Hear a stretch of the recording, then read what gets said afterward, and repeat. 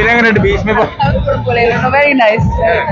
കരഞ്ഞിട്ടാണ് തിയേറ്ററിൽ കരഞ്ഞോണ്ടാണല്ലോ തിയേറ്ററിൽ.